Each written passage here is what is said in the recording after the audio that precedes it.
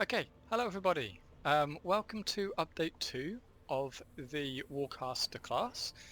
A lot of things to show you. A lot of things have changed. I've changed my mind on several things. I've learned a load of new stuff, and I have also um, found some happy accidents, which I've decided to keep. As you can see, the skill tree is changing somewhat.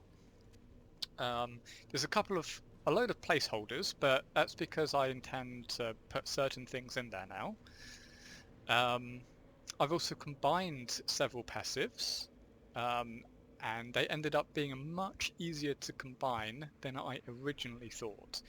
In my last video, I thought that the only way to combine passives, or just skills in general, would be by manually going to the FXs to every skill level to the thing that you want to use as your base, and then manually put in rows of data, which is very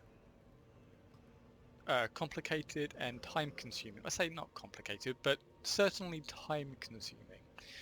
But you don't actually have to do that. What you can do is, if you already have a FX from somewhere else, in this case, Elemental Attunement, I think, is the one that only has a single FX. It doesn't have 15 levels of them, unlike Master of the Elements. And so, what you can do is you can take that string, because that affix becomes a string, okay, which essentially just means it's a line of code that says refer to this piece of content and implement it.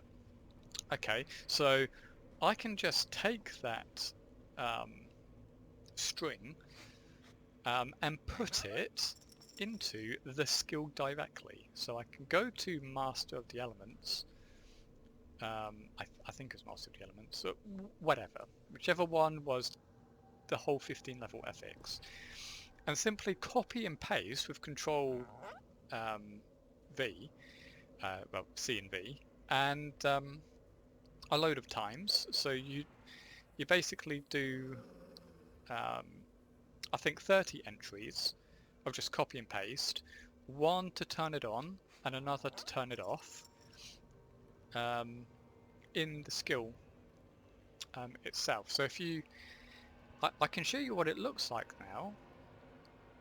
Oh, I've already got it open.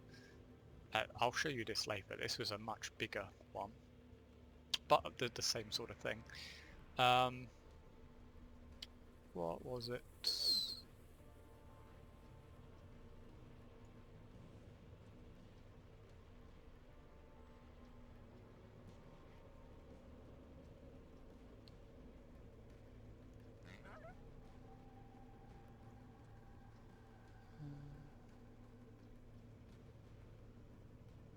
Some passives.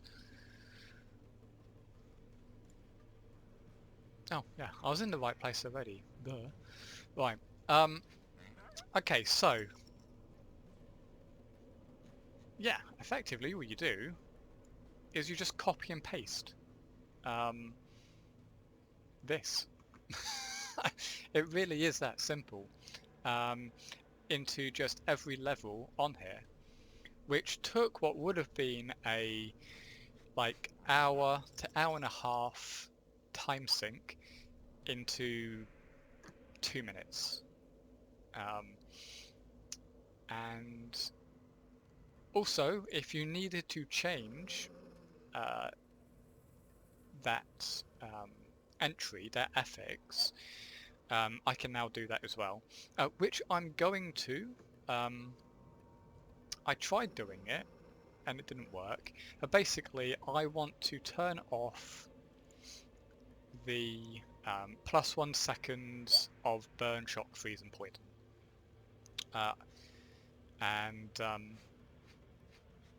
yeah, that should just be in that single affix, and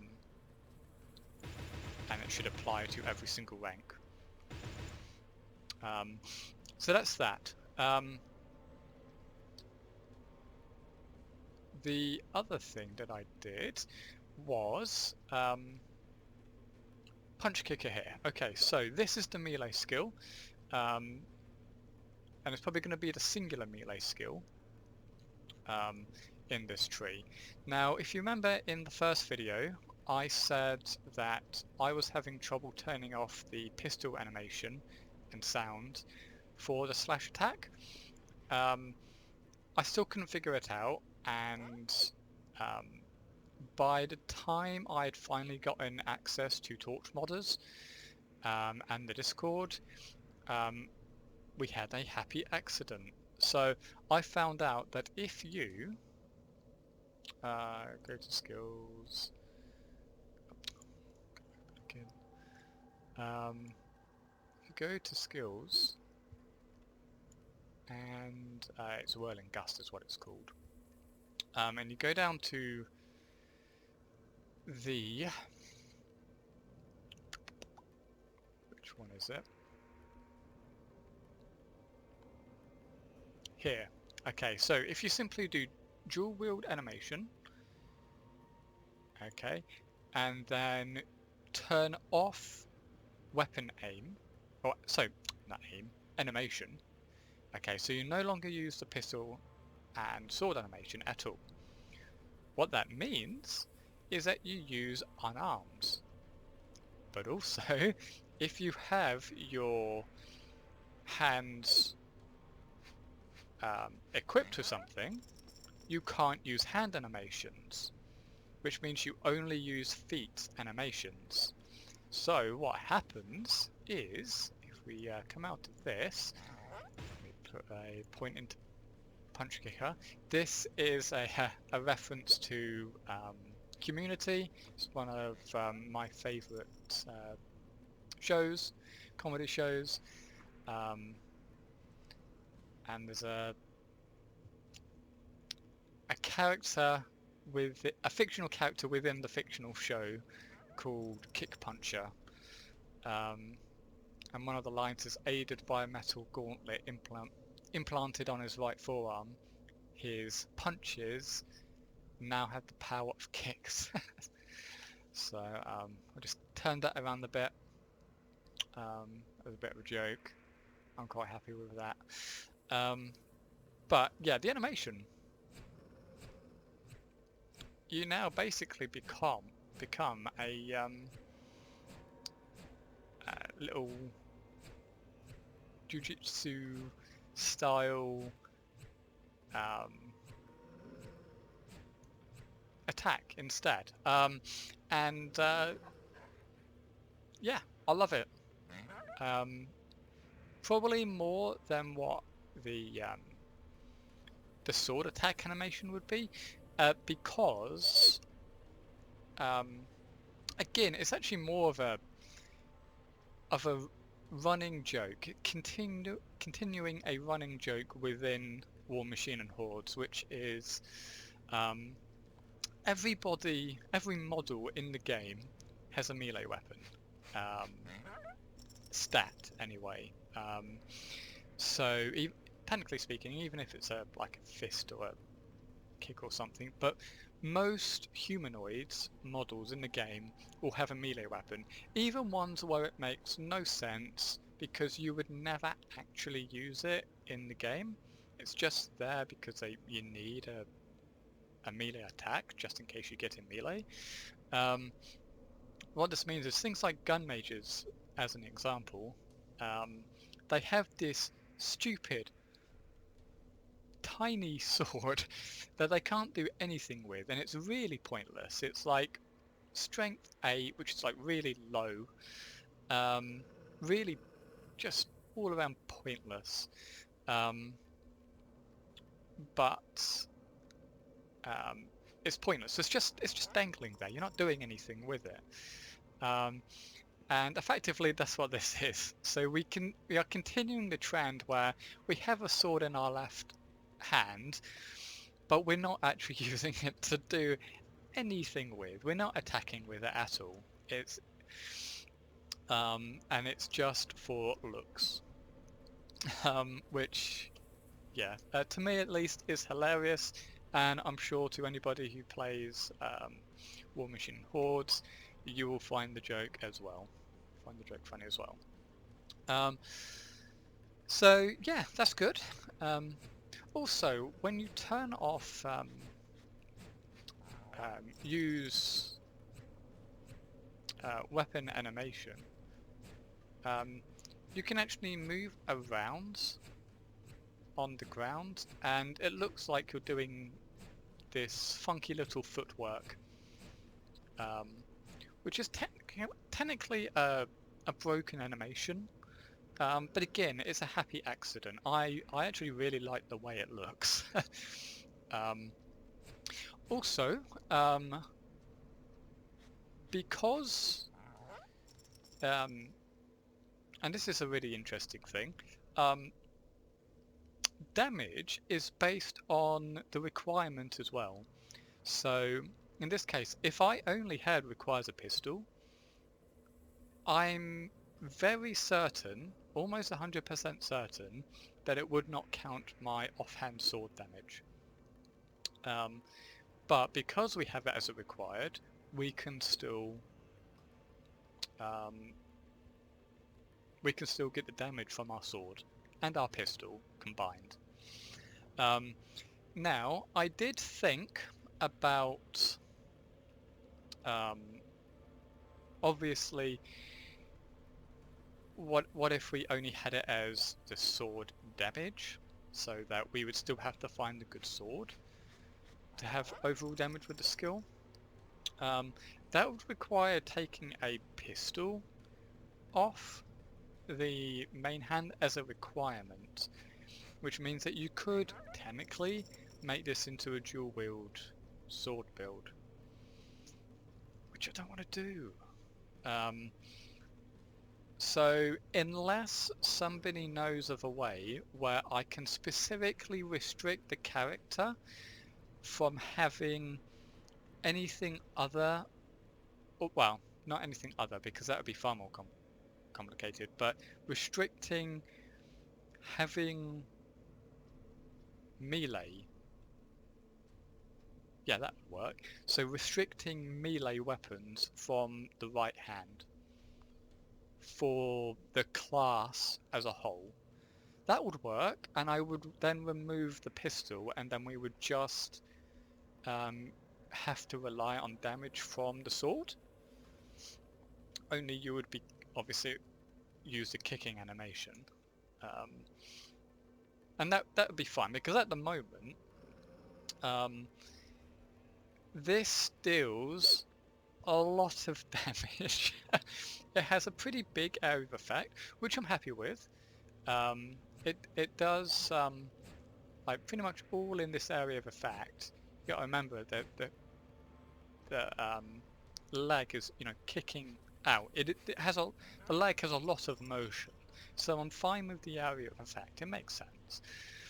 But currently, it does a ridiculous amount of damage combined to flat, like, pistol attacks or flat weapon attacks, because effectively it doubles it. And that isn't what I was going for. Its main thing was about giving us a way of having shield break still for guns. In this case, it has. I basically learned how to do tier bonuses and all of that. That's all part of the ethics. So, fun fact: in order to have tier bonuses, you have to have that many levels in affixes for that skill. Okay, so elemental attunement, let's just say you wanted to make that into a skill instead of a passive. you couldn't just have the one affix. You would have to make 14 copies of it and then change 5 to 9 and then 10 to 14 and then 15 to add tier bonuses. That's how tier bonuses work. It has nothing to do with the actual descriptor. That's completely separate. That is simply a completely separate UI change. If I didn't have tier bonuses, like if I didn't have any stuff, any words in the tier bonus entry, it just wouldn't show it. So yeah, so that's pretty good. Effectively what it means is that although I have changed the slash attack into a kicking attack, I now know how to add a passive and a skill and give it tier bonuses, which is really good. Really happy how that turned out. Happy with the effect, like 25, 50 and 75 to break enemy shields. And yeah, that's just really good. I'm really happy with that. Other changes that we've had is that we now have 2 pistol attacks, Shadow Shot and Tangling Shot. We have removed Rapid Fire, and I've made that into the shotgun dependent. So you can shotguns can use this instead of venomous hail, because I didn't want to look at changing effects and particles and all of that. So had a bit of a change around. I do like it. I don't see a problem with it. It would work fine. Everything else is the same. So Shadow Shot and Take a Little Shock, they haven't had any changes. This has only had a icon change and a requirement change. Oh, Frost Phase. Okay, so if you are unfamiliar with War Machine Hordes, one of the things that makes Warcaster so special compared to everything else is something called a feat. And a feat is a 1 use per game ability that can have a pretty, well, the intent is to have a huge effect on that turn or on the preceding turn, depending if it's offensive or defensive. But they also don't have to have anything to do with their existing loadout. It could just be something that helps, like everything else in your army. Okay, so you can have wildly different feats, and they're all very special. So I was having trouble coming up with skills for this tree, and when I took out Bramble Wall and and something else, what did I take out? I can't remember what I took out. I then had 2 holes, and I was like, oh, this is now going in the wrong direction, and you know, I needed a way to add skills, not take them away. And then the epiphany of the feat. So this is the highest level, so the 42 level skill, and I intend to have 2 of them. So that's what Force Field is. So Force Field and Frost Phase are the feats, and one of the aspects of this will be that it uses all available charges. Okay, so it's a big effect, and you get less defenses from the passive. Of course, in this case, you would get probably far more defense because of all of that damage absorption, but with Frost Phase, what's going to end up happening is I'm going to be putting this, and so both this and Force Field on a cooldown, a pretty large one, probably around 3 minutes. I'm not changing Force Field at all because it's already a bonkers skill. And putting on a 3-minute timer isn't really going to make it all that much worse, to be honest. Because I also don't want them spammable. I want them to be used like once in each zone is essentially what I'm aiming for. But then any more than 3 minutes does kind of get a bit ridiculous in terms of trying to get a lesser used ability in a game format. Like 3 minutes is probably my limit on a cooldown for any situation in the game. This game, any other game, doesn't matter. 3 minutes on a cooldown, way more than enough. But we will also be adding a load of stuff to Frost Phase because this isn't good enough as a feat skill. Not when you start to add a cooldown to this skill specifically. So I will be probably tripling damage and then doubling the blast radius, the burst radius on it.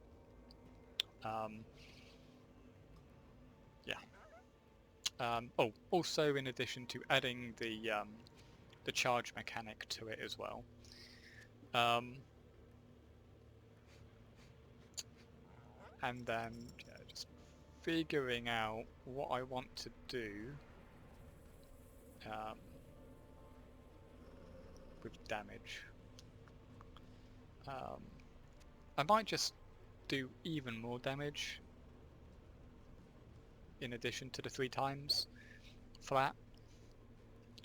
Simply because, you know, the whole point is to have... Like, the damage is probably the main aspect of Frost Phase, not the teleport. I want it as like a big clear skill. And so, yeah, just adding more damage. Yeah, it's probably what I'll end up doing, and I think I'm fine with that. Okay, what else? Elemental Attunement. Okay, so yeah, this is where I did the first combine. So that's really good.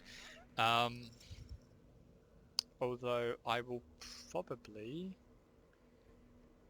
reduce the damage by half and just have it 1 increased damage per level to compensate for the skill point or strength per point aspect of this. Otherwise, that's great, and we now have the passive space available to give us an extra stat stick for the sword. So if anybody has any suggestions on what we could make as a stat stick skill passive, let me know. In Mechanica,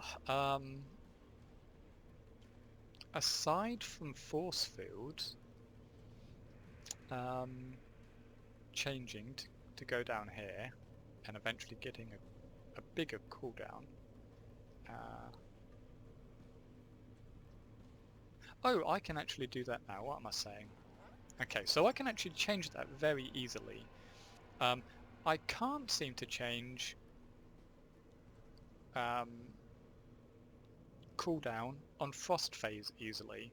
There is a let me show you in where we gotta go? We gotta go to engineer. No, sorry, Railman.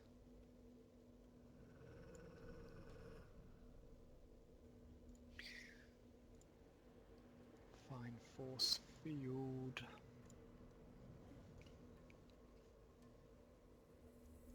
Okay, so here is a stat to add it. So this is 8 seconds. And what we want is 3 minutes. So, crap, how many seconds in 3 minutes? 180. So 180,000. 180,000. And save it. There we go, we now have a 3-minute cooldown.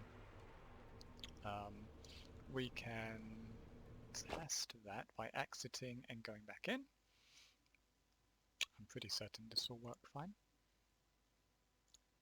It worked for minions, I think.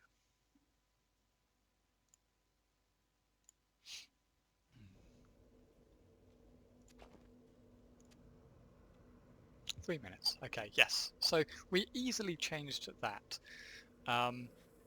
But it didn't work for frost phase. Unless it makes a liar out of me. So I think that's in Arbiter, right? Arbiter. Frost phase.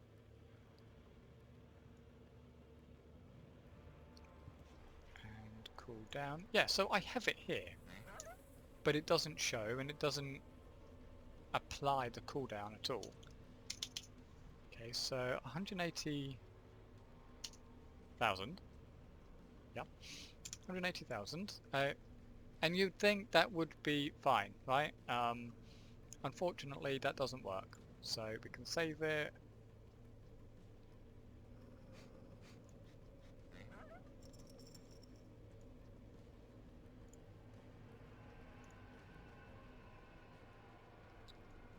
This is weirdly not full screen. That's bugging me.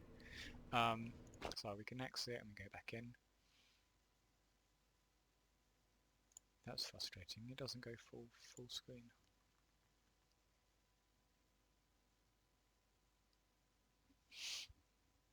Okay. Skills. Yeah. So it just doesn't apply it, and I don't know why. I looked in affixes and and it didn't have anything as far as I could see. I looked in specifically one. I looked in the force field affix, and it didn't have a cooldown. So I assume that the only thing that should be governing it is that the skill cooldown thing. But clearly that's not the case.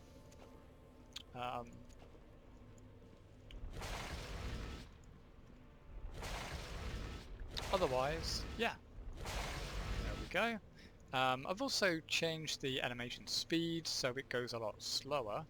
For some reason it's insanely fast by default. Doesn't make a whole lot of sense because there's actually an animation when it's coming down. See where it goes up in the air and you go down again? Yeah, but with the faster animation you just don't see that, it goes so fast. Also, I didn't want it ridiculously fast, I wanted to actually see the animation. I also looked into things like animation counselling, which is quite frustrating because it's not working as I expect it to. I can change the animation counselling by basically saying you basically can't move. So what I want to happen is the moment this comes down, I want you to finish the animation before moving. right, before being allowed to move. So this is me holding the button down, right? And it immediately stops the animation and continues. I don't want that to actually happen. I want to finish the animation because I want there to be some risk. Okay. A lot of things, a lot of modders I have found create skills, improve them, they increase power levels, but they do very little to also give you downsides, to give you risks, okay? So I want there to be situations where you can't just use this ability to screen wipe absolutely everything and be okay. I want there to be situations where you didn't actually look at what was on screen about the enemies that were there, and maybe there's a really tanky enemy that you didn't anticipate. You have to go through the animation at the end of it, and you get penalized for it. I want that to be a thing. That should be a thing on everybody's minds when it comes to creating anything. And I feel that people have just ignored that aspect. They've just gone on to what they want the skill to do offensively, and they do nothing to say, hey, what about this situation where I didn't think it through? Okay, I want there to be a situation where I wasn't thinking, I was just, um, you know, being an automaton, essentially, grinding through levels, and then suddenly I thought, hey, let's press defeat, screen wipe you, and then because I wasn't paying attention, I get killed because there was an enemy left. Okay, and at which point it means that because there's some risk, you will be more attentive instead of just saying, okay, I will teleport forward because it will get me through the level faster. You actually have to say, oh, or have to think to yourselves, hey, maybe I shouldn't go all the way forward because something over there is tanky and it could kill me. What if I go to the side of it? You know, it's not much to ask, but it should be asked. And that is the sort of thing that we refer to as player skill, as opposed to just flat out making something OP. Okay, we don't want OP. We want people to actually have skill as well. We want people to appreciate what is on screen.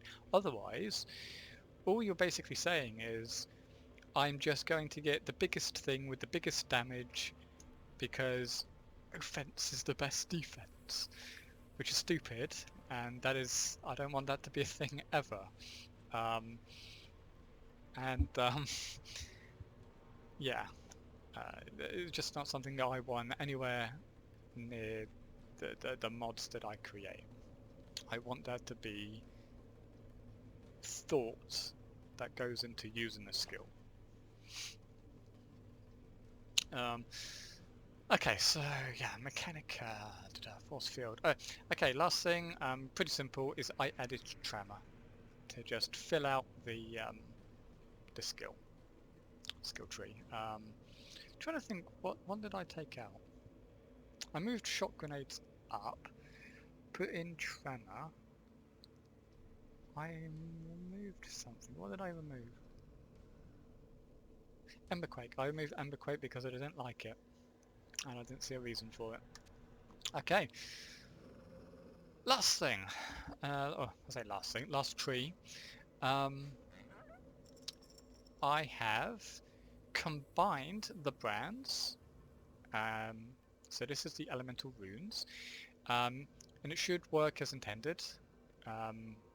So when you hit a frozen shocked or ignited enemy, you do an additional burst of ice, lightning or fire damage, depending on the status effect. So you don't get... So it shouldn't work that you have, say, like you ignited the enemy, so suddenly you're doing ice, fire and electric. Or you do ignited and you do one of the damage types at random. It shouldn't be like that. It should be if you ignite an enemy, you do the fire damage. If you shock, you do the shock damage, and if you freeze, you do the freeze damage. And you have to have all of those status effects on the creature for all of that damage to apply. In theory, that should work as intended. This is what the end skill looked like. It's just based on the where is it? It's in passives. It's all based on the Icebrand skill. So the Icebrand, Firebrand, and Lightning Brand, they are all strings. The ones that actually say passives are the actual skill passives that you get in the tree that you click on. And this is where you start to get... This is what it looks like normally. You have a add passive, clear passive at the end of it, and then do it as... so this is referring to the skill level, and then this is referring to the actual ability. Okay, so you need all three of those things to make this work, and that is combined 3 times. That is done 15 times, 1 for each level. A lot of copy and pasting happens.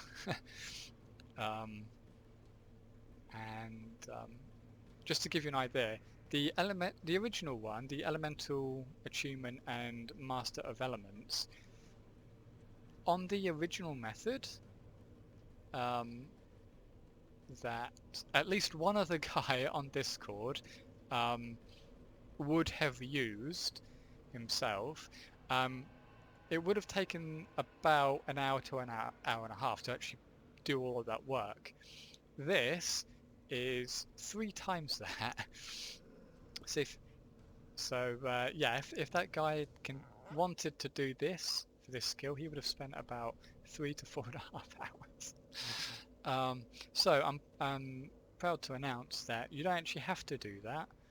You can use strings instead, and this took me about 5 to 6 minutes. Not very long at all. And this is the end result. Not that one. That one. Whoa. Yeah. I added a significant amount of lines to this. As you can see though, it's actually very basic. All I did was just copy and paste, put those 2 lines in at the beginning, copied and pasted that 15 times, did the same here 15 times, and then the last one I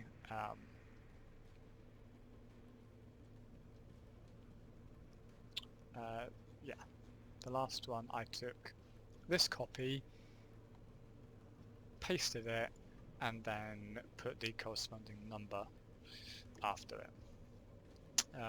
That's it. That's all that needed to happen. And that's what happened there.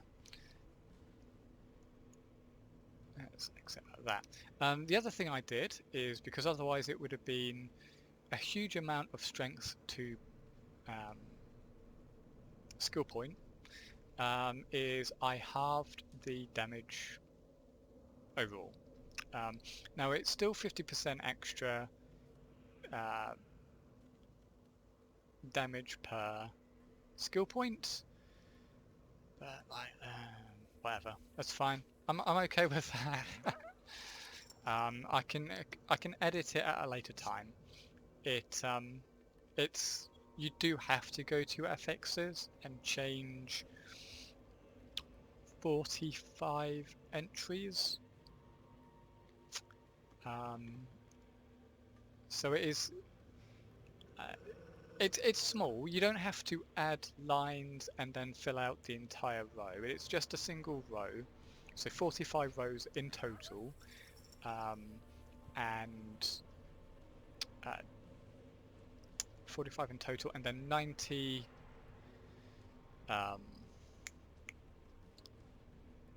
90 cells in total. Which is not the worst thing in the world. Trust me when I say, on the original method, it would have taken like a frickin' ton of time. Yeah, many hours. Amazing the things that get added to game development, coding, just as time savers for the developers. Because remember, if developers didn't code this sort of stuff in, every time they wanted to make like a new skill or something like that, they would have spent significantly more time. It also means that it really helps modders. Okay, so aside from that, nothing much has really happened. Say nothing much has really happened. This is has been a long video. And at this stage, I'm actually hoping that my mic was working. I don't have to start this all again. Did that the other day because the blimmin' jack had come loose a bit. That was slightly loose. Hopefully it's fine. My throat is starting to get a bit sore. Okay, so yes, along because I was able to combine them, and this came about because of a suggestion. So one of the suggestions was that adding a passive for summon, health and damage scaling, because there's actually no way of scaling it aside from those flat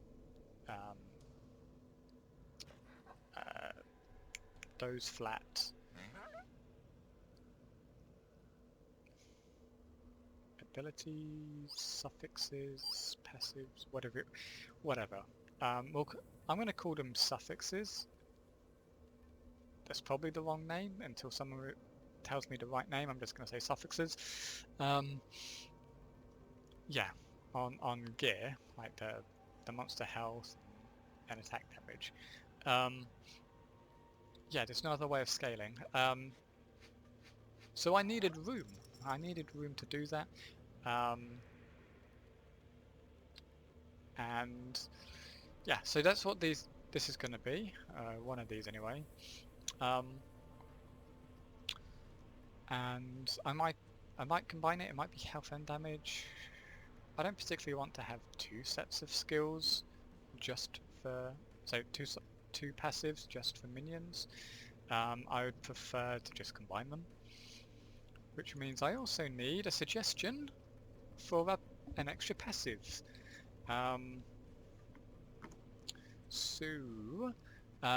If this is primarily for gunnery, for like pistols and stuff, and this is going to be for minions, probably what we want is some sort of rune or mechanica effect for melee, or see, this is both melee and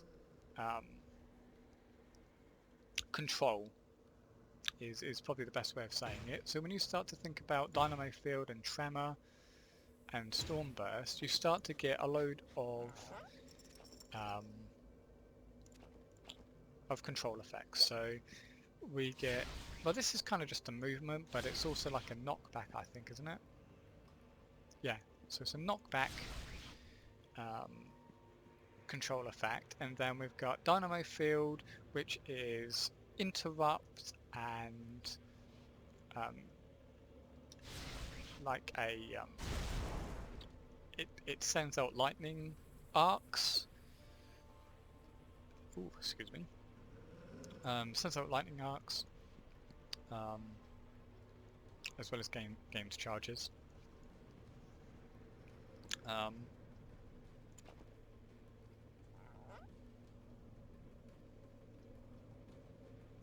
Yeah, and then Tremor obviously is like a big, like that's a huge. I didn't even change that. That's default. But it's a really big area of effect. Stun. Oh, I did change Tremor though, because something on it really annoyed me, which was that you can't get stunned until tier 15. This doesn't make any sense to me. To me, by the time, like during the leveling process between tiers, between level 60 and like 90, it's far more important to get that stun out earlier than level 90 than it is to have extra protection versus physical damage for late game. So weakening foes at late game is far more important than leaving stun until later, if you get what I mean. So I switched them around. So now you can get stun at level 60, which makes a lot more sense as a tremor skill in my opinion, and makes end game scaling mean more, because, well, quite frankly, you wouldn't really use Tremor until end game because it didn't have stun, which is pretty much the whole reason you take it. But at that point, it lessens the effect of the enemy weakening. So as a form of endgame scaling, you then get the weakening effect. It just makes more sense to me. Hopefully you agree. What else? Yeah, move shock grenade up. Don't know if I mentioned that. Move spider mines into into the skill tier 2 instead of 3, and move rune vault. Another thing I was thinking of is perhaps having, like, replacing rune vault, which is kind of redundant, I feel. I don't like rune vault. I only put it there because it is technically a rune skill. But I would like to have another one of these type of aura curse type things to go there instead. Another thing that you've probably noticed is how organized everything is. I have never been diagnosed with any sort of is it ADHD? No, it's not the right one. Where everything has to be just so. I've never been diagnosed with anything like that, but I suspect I have some limited amount of it. Where everything kind of has to be organized. So we've got all of the bots, top, right, bottom, left, and then these rune stuff is here in a nice V shape. Here you've got the two melee skills on either side, all of the control effects are in a line at the bottom, the pistols on either side, the singular melee skill in the center because they go together, cannons and shotgun on either side. Shotgun is on the left purely and easier to get because I want there to be a kind of progression, a progression of pistol, shotguns, and then cannon in terms of like weight class. Like all of these things just go around my mind, and yeah, everything is very organized. It's also why I capped brands here for so long. I say so long, for the amount of days that I've had it. I'm actually pretty glad I combined them so I wouldn't have to do that, because it was taking a hell of a lot of space. Yeah, it's also why I want to spread things out. So the reason I want either a melee skill or a pistol skill here is because yeah, I simply put, I want to keep the symmetry. I do not want a shotgun because then that would give cannon one less, so I don't want a cannon because it would be shotgun one less. And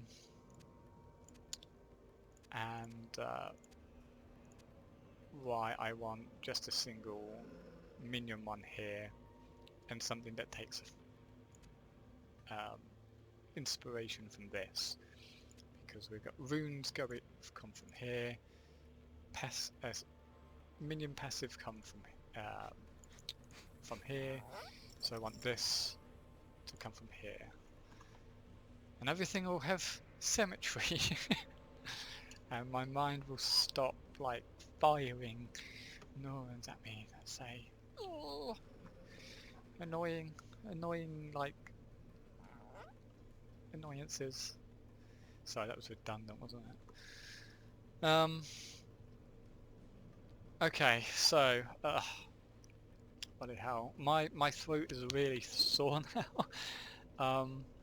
We have talked for quite a long time. I don't know how long that was, probably about 45 minutes. It felt much longer than the first one, probably 45 to an hour long. If you've watched all of this, kudos to you, thank you. Hopefully you'll put a like and comment,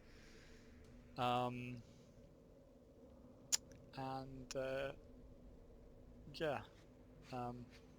Also, just bear in mind, hopefully you don't do this, it wouldn't make much sense, but if I upload this to YouTube and then immediately within a couple of minutes someone posts, that's spam.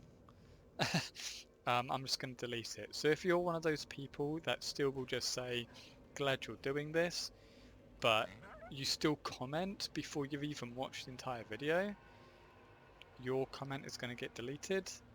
So just wait until however long the video lasts, if you want people to see the comment, because every single video I upload has a spammer that goes up within seconds, and I instantly report them. So don't get sucked into that. Don't get reported if you are not a bot, and just because you are like, hey, thanks for doing this class. I appreciate it, just don't do it within the first hour of it going up. Because yeah, I don't want people to like click on those links to go to their channel, because those spam bots are quite dangerous. So some of them can even like embed, so they can embed in your browser, and you have has the potential of stealing passwords, and yeah, not very good at all. Don't do that. I want to not only protect my channel, but I would also want to protect you as well. So yeah, I know that this last bit doesn't have anything to do with the content, but it's important for general YouTube safety. Yeah, that's it. Okay, thank you for watching. Please like if you liked it, and put a comment after the duration if you have any suggestions. Thank you. Have a good day.